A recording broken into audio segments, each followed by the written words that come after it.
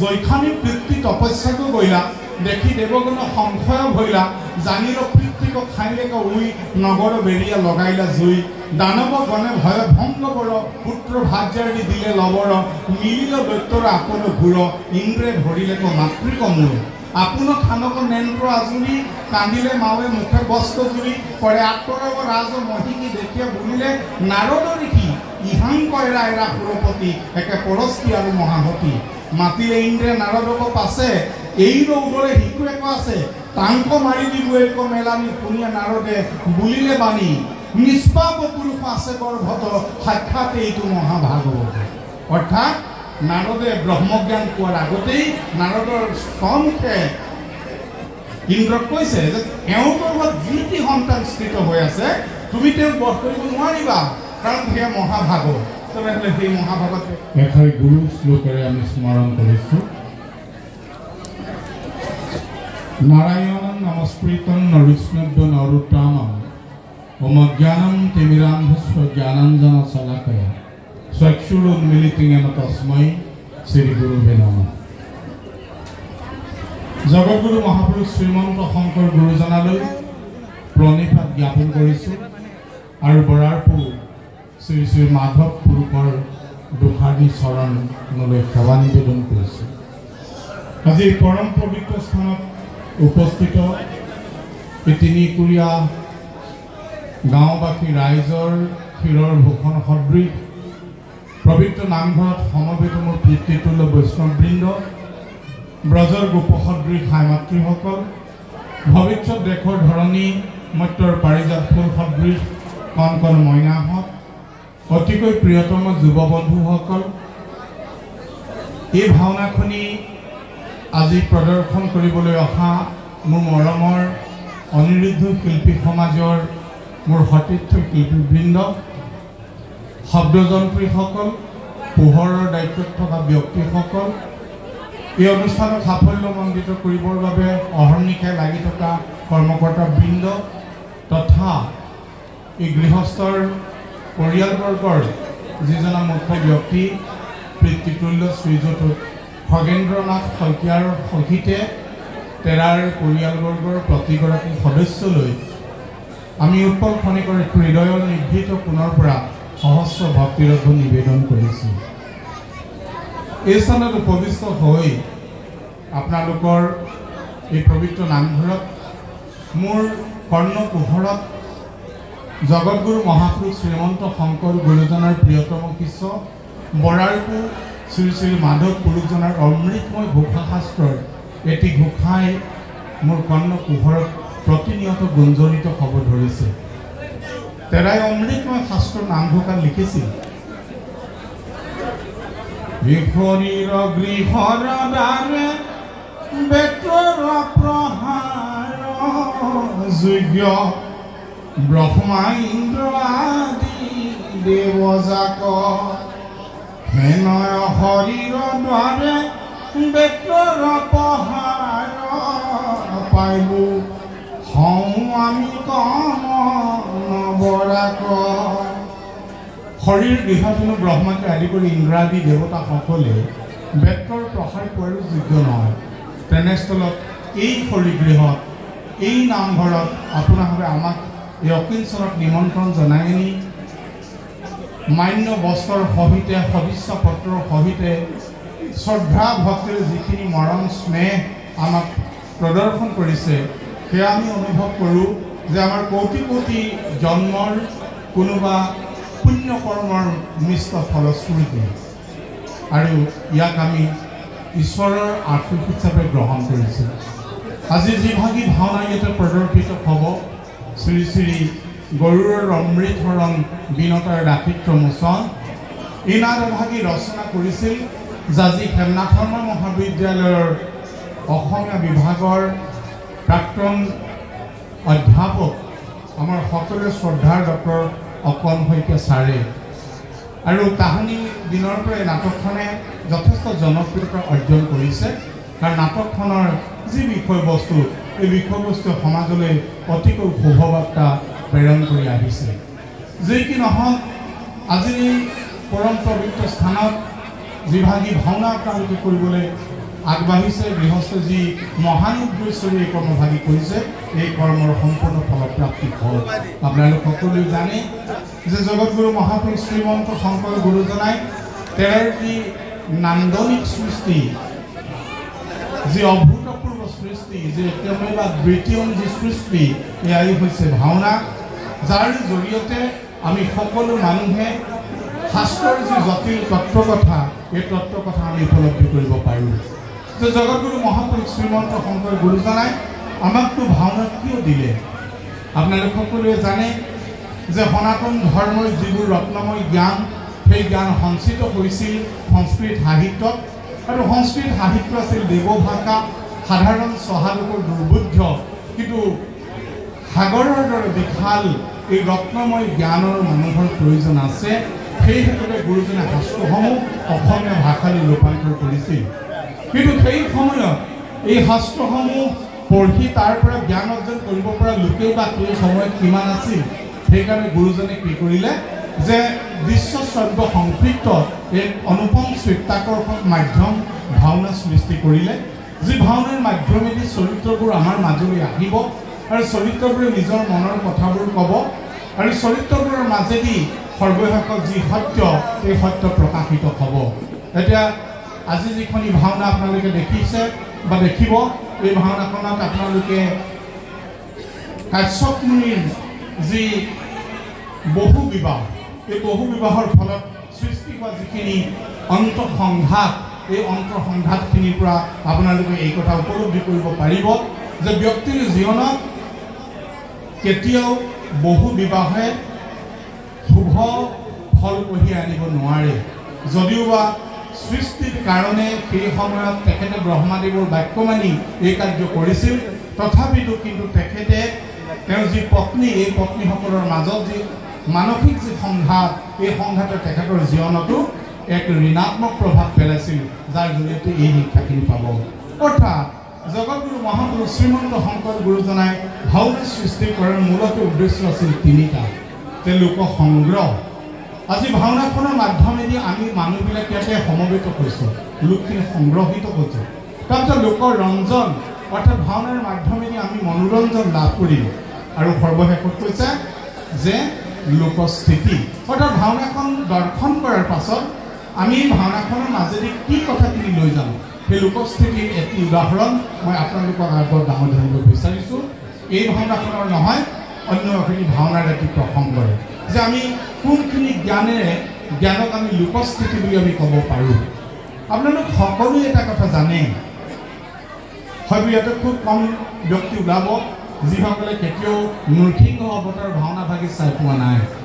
সেই নৃসিংহ অৱতাৰ ভাওনা ভাগি চাওঁতে আপোনালোকৰ মনত স্বাভাৱিকতে এটা প্ৰশ্ন হয়তো উদয় হ'ব পাৰে যে কাশ্যপৰ পত্নী দিতি, কাশ্যপ হ'ল এজন মহা ঋষি আৰু তেওঁৰ পত্নী দিতি হ'ল প্ৰজাপতি দক্ষৰ কন্যা। তেনেস্থলত তেওঁলোকৰ সন্তান কিয় অসুৰ হ'ল, সেই প্ৰশ্নটো মনত আপোনালোকে আহে। তাৰ কাৰণ হিচাপে আপোনালোকে এই কথা জানে যে দিতি আৰু কাশ্যপে অদিতি, অৰ্থাৎ দিতিৰ সপত্নী দেৱতাসকলৰ মাতৃ অদিতিৰ পুত্ৰগণৰ হিংসাত প্ৰজ্বলিত হৈ, ঈৰ্ষাত প্ৰজ্বলিত হৈ তেওঁ সন্ধ্যাকালে স্বামীৰ ওচৰত সন্তান কামনা কৰিছিল। আৰু কাশ্যপে কৈছিল যে এই যি সন্ধ্যাকাল, এই সন্ধ্যাকাল কেতিয়াও ঈশ্বৰৰ উপাসনাৰ বাবে অন্য কাৰ্য সংঘটিত নহয়, আৰু সেয়ে কৈছিল যে ইয়াৰ দ্বাৰা যি সন্তান জন্ম হ'ব, এই সন্তান কেতিয়াও ভাল সন্তান হ'ব নোৱাৰে, ই অসুৰ হ'ব। কিন্তু আকৌ যদি আমি চাওঁ, সেই কাশ্যপৰ দুই পুত্ৰ হিৰণ্যাক্ষ আৰু হিৰণ্যকশিপু, হিৰণ্যকশিপু আৰু কয়াধুৰ গৰ্ভত কিন্তু ভক্ত প্ৰহ্লাদৰ জন্ম হ'ল। কিন্তু ভক্ত প্ৰহ্লাদৰ জন্ম হ'ল, আমি সকলোৱে এই কথা জানো যে সন্তান ভাল হ'বলৈ হ'লে পিতৃ আৰু মাতৃ উভয়ে ভাল হ'ব লাগিব। যদি এজনো ভাল নহয় তেনেহ'লে সেই সন্তান কেতিয়াও ভাল হ'ব নোৱাৰে। কিন্তু পৰম বৈষ্ণৱ প্ৰহ্লাদৰ জন্ম কেনেকৈ হ'ল? কাৰণ তেওঁতো এজন অসুৰ স্বভাৱৰ ব্যক্তি। তেতিয়াহ'লে আকৌ আপোনালোকৰ মনতে এটা প্ৰশ্ন উত্তৰ এটা আহিব যে যেতিয়া কয়াধুৰ গৰ্ভত প্ৰহ্লাদ স্থিত হৈ আছিল, তেতিয়া তেওঁ নাৰদ মুনিক সাক্ষাৎ পাইছিল আৰু নাৰদৰ পৰা ব্ৰহ্মজ্ঞান লাভ কৰিছিল। কথাটো সত্য, কিন্তু এয়া সম্পূৰ্ণ সত্য নহয়। এই কাৰণে নহয় যে আপোনালোকে কীৰ্তনৰ পাত লুটিয়ালে দেখিব যে প্ৰহ্লাদ চৰিত্ৰত দৈত্য শিশুসকলে প্ৰহ্লাদক সুধিছে আৰু তাৰ উত্তৰত প্ৰহ্লাদে কৈছে যে জৈখানী পিতৃ তপস্যাকো গইলা দেখি দেৱগণ সংশয় ভৈলা জানিল পিতৃক খাইলেক উই নগৰ বেৰিয়া লগাইলা জুই দানৱ গণে ভয় ভংগ কৰ পুত্ৰ ভাৰ্যাৰি দিলে লবৰ মিলিল দৈত্যৰ আপোন ঘূৰ ইন্দ্ৰে ধৰিলেক মাতৃক মূৰ আপোন খানক নেন্দ্ৰ আজুৰি কান্দিলে মাৱে মুখে বস্ত্ৰ জুৰি কৰে আত্মৰৱ ৰাজ মহিকি দেখিয়ে বুলিলে নাৰদ ঋষি ইহাং কয়ৰা এৰা সুৰপতি একে পৰস্তি আৰু মহাহতী মাতিলে ইন্দ্ৰে নাৰদক পাছে এই ৰৌদৰে শিশু এক আছে টাংক মাৰি দিব এক মেলানি শুনিয়া নাৰদে বুলিলে বাণী নিষ্পাপ পুৰুষ আছে গৰ্ভত সাক্ষাৎ এইটো মহাভাগৱত। অৰ্থাৎ নাৰদে ব্ৰহ্মজ্ঞান পোৱাৰ আগতেই নাৰদৰ স্বমুখে ইন্দ্ৰক কৈছে যে এওঁৰ গৰ্ভত যি সন্তান স্থিত হৈ আছে তুমি তেওঁক বধ কৰিব নোৱাৰিবা, কাৰণ সেয়া মহাভাগৱত। তেনেহ'লে সেই মহাভাগৱত কেনেকৈ স্থিত হ'ল, সেই তাৰ কাৰণে আমি যাব লাগিব এটি অকণমান আগলৈ। বৰাহৰূপী বিষ্ণুৱে হিৰণ্যাক্ষক বধ কৰি ধৰিত্ৰী দেৱীক উদ্ধাৰ কৰিলে। ভাতৃৰ বিয়োগত মৰ্মাহত হ'ল হিৰণ্যকশিপুৰ আৰু ভাতৃবধৰ প্ৰতিশোধ ল'বলৈ তেওঁ নাৰায়ণ বধৰ প্ৰতিজ্ঞা কৰিলে। আৰু এই কথা মাতৃক জনোৱাৰ পাছত মাতৃয়ে ক'লে যে নাৰায়ণ মহাশক্তিমান বাচা, তই নাৰায়ণৰ সন্মুখীন এনেদৰে হ'ব নোৱাৰিবি, গতিকে তই যা ব্ৰহ্মাদেৱক আৰাধনা কৰ আৰু তপস্যা ভক্তি লাভ কৰি তই নাৰায়ণৰ সন্মুখীন হবি। মাতৃৰ আজ্ঞা পালন কৰি কালিলৈ পুৱাতেই তেওঁ যাব হিমগিৰি পৰ্বতলৈ ব্ৰহ্মাদেৱক আৰাধনা কৰিবৰ কাৰণে। আৰু সেয়েহে তেওঁ প্ৰিয় পত্নী কয়াধুক মাতি আনি ক'লে যে কয়াধু, যে কালিলৈ মই ব্ৰহ্মাদেৱৰ আৰাধনাৰ কাৰণে হিমগিৰি পৰ্বতলৈ যাত্ৰা কৰিম। মই নাজানো মোৰ তপস্যা কেতিয়া শেষ হ'ব, মই যেতিয়াই নাহোঁ কিয় তুমি বাৰু মোৰ বাবে অপেক্ষা কৰি থাকিবানে? তেতিয়া কয়াধুৱে ক'লে যে স্বামী, আপুনি ইমান ভাল কামত ওলাইছে, মই কেতিয়াও আপোনাক বাধা নিদিওঁ। আপোনাৰ যাতে এই সাধনা বৃদ্ধি হয়, মই ঘৰতে পূজা উপাসনা মই কৰি থাকিম, কিন্তু স্বামী আজি আপুনি মোৰ দুটা বাক্য ৰক্ষা কৰিব লাগিব বুলি কোৱা। তেতিয়া ক'লে যে আজি এই মুহূৰ্তৰ পৰা আপুনি কালিলৈ পুৱাৰ বেলাৰ যিখন সময়ত আপুনি বিদায় ল'ব, সেই মুহূৰ্তলৈকে আপুনি মোৰ কাষত থাকিব লাগিব।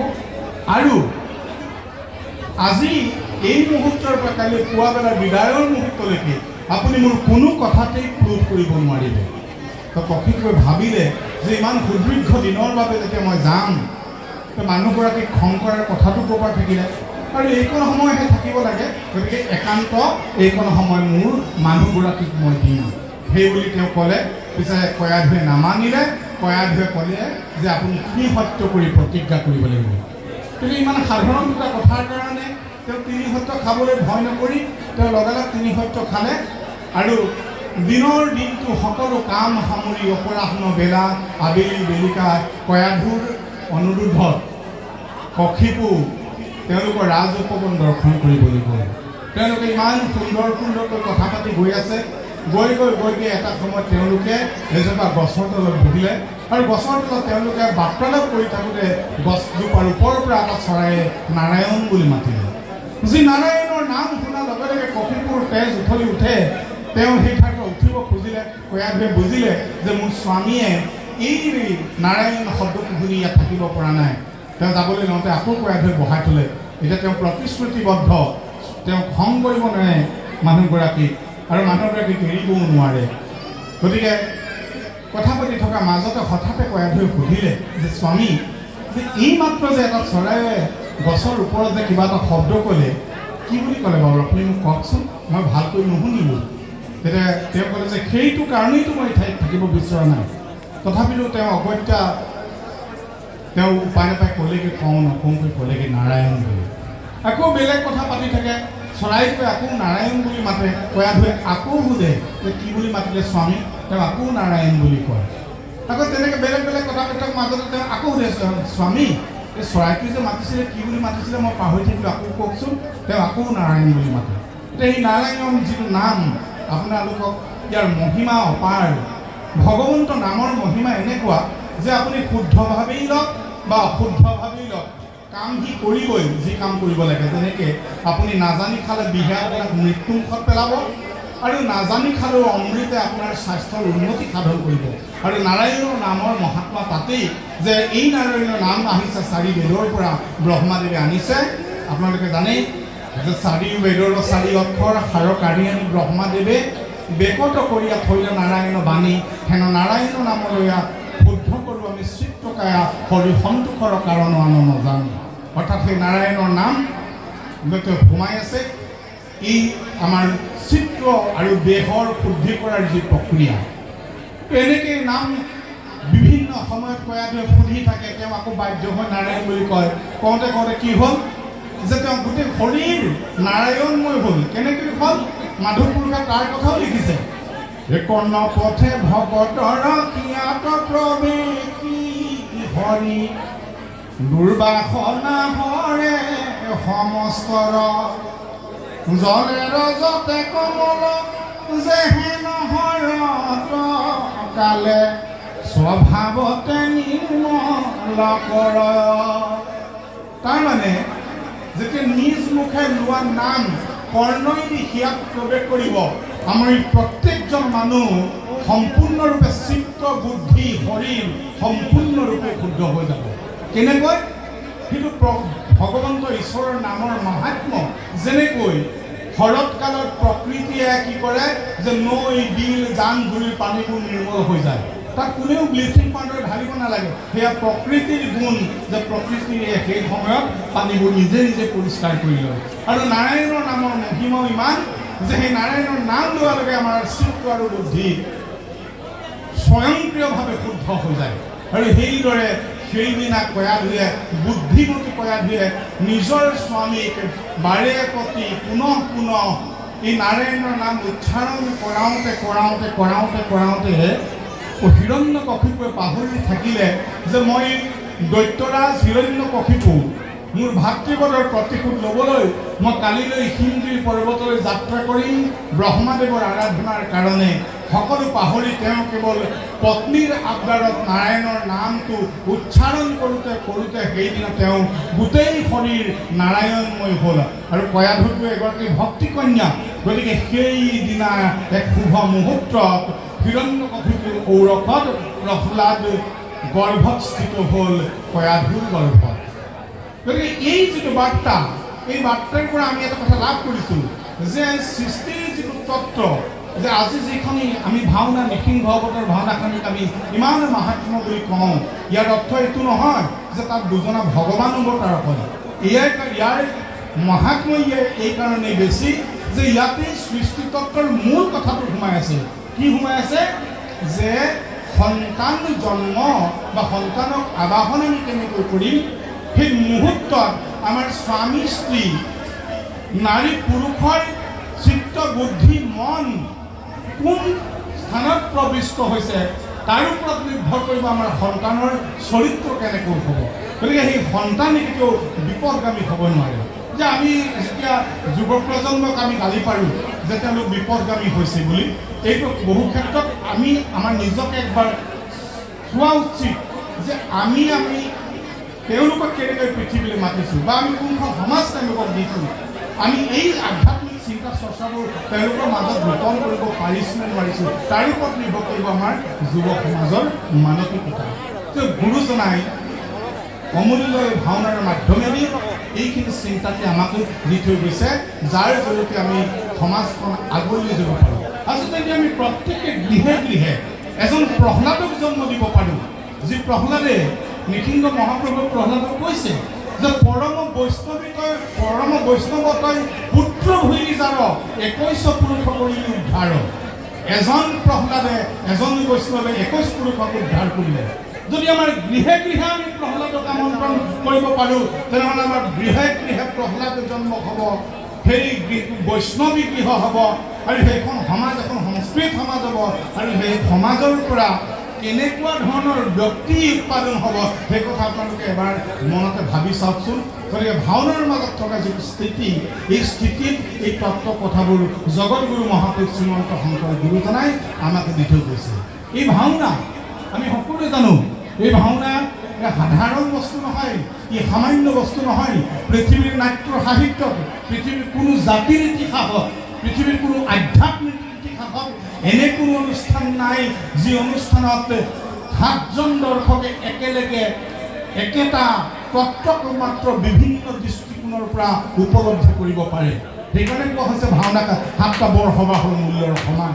যে গায়ন বায়ন সভা চলি কৰে, নৃত্য গীত হবে ৰসিকৰ মন হৰে, পণ্ডিতে বুজিবাক লাগে শ্লোক কৰিলা ৰচন, গীতৰ অৰ্থ বুজিবাক যত দ্বিজগণ, সুমুখা দেখিবেক যত মূৰজন, ব্ৰজাৱলী ভাষাক বুজিব গ্ৰাম্যজন, শুদ্ধ বা শুদ্ধচিতে এক কৃষ্ণ নাম, এই সপ্ত ৰস নাটকৰ অনুপাম।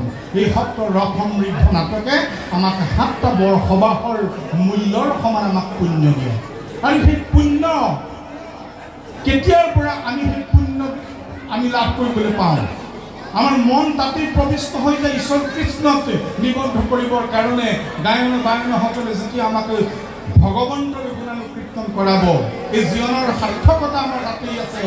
যে যেতিয়া খোল আৰম্ভ কৰি তেখেতসকলে গায়ন বায়নসকলক ক'ব যে জৈচাং শ্ৰীমতী যশোদা শ্ৰুত পদ কমলে নাস্তি ভক্তি নৰানাং, জৈচাং আভিৰ কন্যা প্ৰিয় কথনী নানুৰক্ত ৰসজ্ঞা, জৈচাং শ্ৰীকৃষ্ণ লীলা ললিতানি সাধুৰ কৰ্ণু নব্যু ধিগেতাং ধিগেতাং ধিগেতাং কথয় কি নিয়তং প্ৰেতনস্তু পুলমৃদংগ। অৰ্থাৎ যেতিয়া যশোদাৰ পুত্ৰ শ্ৰীকৃষ্ণৰ পদকমলত যিসকলৰ ভক্তি নাই, যিসকলে আভিৰ কন্যা অৰ্থাৎ গোপ বালিকাসকলৰ কৃষ্ণৰ প্ৰেমত নিমজ্জিত মন আৰু কৃষ্ণৰ পৰা বিচ্ছেদ হোৱাৰ পাছত তেওঁলোকৰ অন্তৰত জাগৃত হোৱা কাৰুণ্যৰ কথা শুনি যিসকলে নিজৰ অন্তৰতো কাৰুণ্য অনুভৱ নকৰে আৰু যিসকলে শ্ৰীকৃষ্ণৰ ললিত কথা সাদৰে কৰ্ণই গ্ৰহণ নকৰে, তেওঁলোকৰ জীৱনটোকেই ধিক বুলি কৈছে। ধিক বুলি কৈছে কিয় ধিক বুলি কৈছে? যে জীৱন আপোনালোকে সকলোৱে জানে, এই মনুষ্য জীৱন আমি লাভ কৰাৰ পূৰ্বে আমি 84 লক্ষ জীয়ৰ জন্ম অতিক্ৰম কৰি আমি জন্ম লাভ কৰিছোঁ। আৰু ব্ৰহ্মাদেৱে যেতিয়া আমাক এই মনুষ্য শৰীৰৰ উপহাৰ দিছে, তাৰ প্ৰাক মুহূৰ্তত আমাৰ কৰ্ণ কুহৰত কৈছে যে তোমালোকে অহৰ্নিশত জাগৰণীয়ম লোকহিতং মম কৰণীয়ম, তোমালোক সদায় জাগ্ৰত হৈ থাকিবা আনৰ উপকাৰ সাধন কৰিবৰ কাৰণে। কাৰণ প্ৰকৃতিৰ বক্ষত থকা প্ৰত্যেকটো বস্তুৱে মানুহৰ কেৱল উপকাৰে সাধন কৰে। কেনেকে? যে কোনো প্ৰকাৰে ফলন্তি বৃক্ষাহ, কোনো প্ৰকাৰৰ কাৰণে গছজোপাই ফল দিছে, লুমালুমে ফল লগাৰ পাছতো বৃক্ষজোপাই এটি ফল নিজে নাখায়। কাৰ কাৰণে দিছে? আনৰ কাৰণে দিছে। কোনো প্ৰকাৰে ফলন্তি বৃক্ষাহ, কোনো প্ৰকাৰে দহন্তি নদ্যাহ, অৰ্থাৎ কোনো প্ৰকাৰৰ কাৰণে নৈখন বৈ গৈছে। যি নৈ পানী খাই আমি মনুষ্যকে আদি কৰি ইতৰ প্ৰাণীগণে আমি প্ৰাণ ধাৰণ কৰিছোঁ, সেই নৈখনে কিন্তু পানীখিনি আনৰ কাৰণে দিছে। আৰু কৈছে কোনো প্ৰকাৰে দুগ্ধন্তি গাৱাহা, গাইজনী লিটাৰে লিটাৰে গাখীৰ দিছে আনৰ উপকাৰ সাধন কৰিবৰ কাৰণে। এটুকু গাখীৰ গাইজনী নিজে খোৱা নাই, যি গাখীৰ খাই আমি অমৃতস্ব পুত্ৰা এই আখ্যা লাভ কৰিছোঁ, সেই গাখীৰ গায়ে আনৰ উপকাৰ সাধন কৰিবৰ কাৰণে দিছে। আকৌ মনুষ্য শৰীৰটোৰ কথা কৈছে যে কোনো প্ৰকাৰে শৰীৰ মেটদ, অৰ্থাৎ যিটো শৰীৰ তোমাকে ঈশ্বৰে দিছে সেই শৰীৰটো হ'ব লাগিব আনৰ উপকাৰ সাধন কৰিবৰ কাৰণে।